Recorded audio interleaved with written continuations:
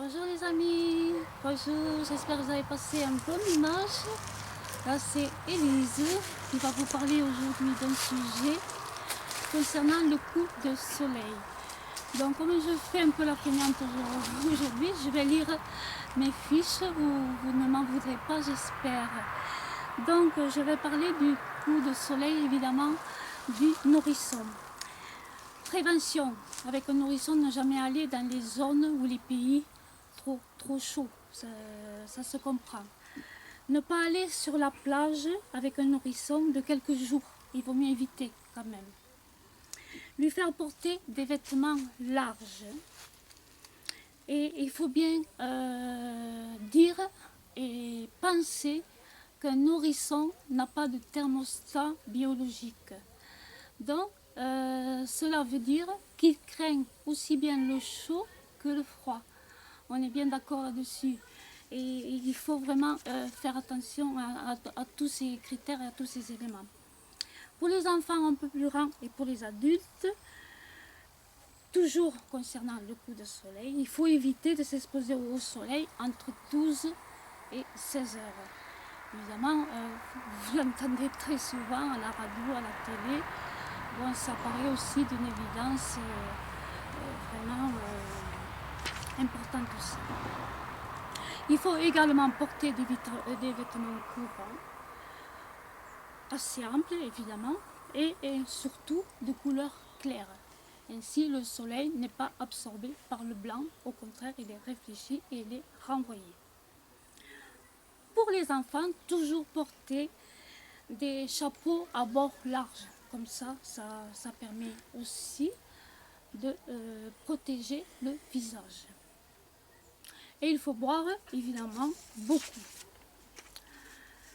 Attention à l'altitude. Pour le coup de soleil, la température de l'air peut vous tromper. On est en altitude, à la montagne, on a l'impression qu'il fait plus frais, mais eux, les rayons, ils sont bien là. Et ils nous attendent au tournant. Alors, il faut faire attention à l'altitude, je le répète. Caractéristiques du ciel, il faut aussi connaître le ciel par rapport aux UV. Le ciel bleu, danger à 70% d'UV. Le ciel nuageux, 75% d'UV. Et le ciel couvert, 95% d'UV.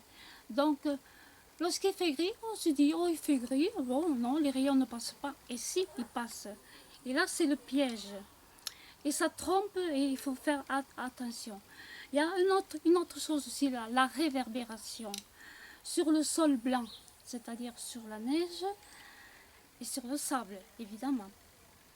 Ça laisse passer 85% d'UV. C'est énorme.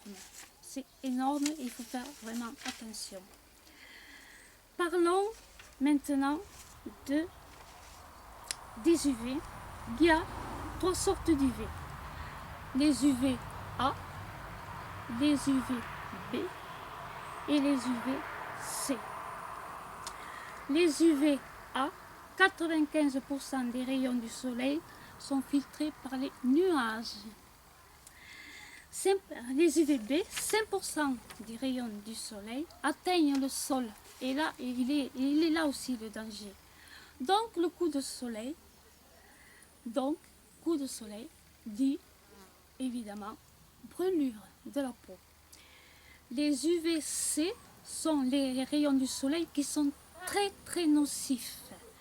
Mais ceux-là, ils sont arrêtés par la couche d'ozone. Donc s'il vous plaît, messieurs et mesdames, nos dirigeants, essayons de protéger cette zone, cette couche d'ozone, n'est-ce pas? Il faut là vraiment militer de tout notre cœur et de toutes nos forces pour l'avenir de la planète et pour notre avenir. Parlons maintenant de la protection, évidemment des crèmes solaires. Voilà les qualités, je pense, d'une crème solaire, mais là, il faut vous informer auprès de votre pharmacien, de votre médecin ou de pédiatre, évidemment, pour les bébés. Alors, il faut qu'il y ait la mention sur le flacon, très haute protection. Il faut aussi une mention sur le flacon, double protection, UVA et UVB, dont je vous ai parlé tout à l'heure. Ensuite, une troisième mention qui n'est pas négligeable non plus, mention sur le flacon résistante à l'eau. Et une autre mention aussi très importante, ne contient pas d'alcool. Une petite astuce maintenant pour soigner les coups de soleil, en plus des méthodes habituelles que tout le monde connaît. Hein. Je ne vais pas vous faire un cours là ni de médecine, ni de dermatologie. Je ne serai pas capable et je ne suis pas du tout compétente là-dessus. Alors une petite astuce pour soulager la douleur et pour se soigner soi-même si on n'a pas à proximité une pharmacie, un médecin ou la trousse de secours. Mélangez votre crème solaire avec quelques gouttes d'huile essentielle de lavande. Vous voyez, ça paraît anodin, ça paraît simple, mais voilà, bon, je crois beaucoup aux huiles essentielles, donc je pense que c'est bien, c'est une méthode qui, je pense, est bonne. Il faut essayer. Il faut essayer. Alors, une petite astuce, peut-être, qui va vous faire rire, et qui me fait rire peut-être à moi. Pour finir, on va finir un petit peu sur un petit ton de gaieté. L'astuce, c'est pour savoir si vous pouvez vous exposer au soleil. Vous savez laquelle c'est? Il faut mesurer votre ombre. Si elle est supérieure à votre taille, c'est-à-dire au sol, si elle est supérieure à votre taille, c'est bon, c'est ok. Vous n'avez pas trop d'UV au-dessus de vous et vous pouvez y aller le cœur léger, mais en prenant quand même toujours des précautions quand même.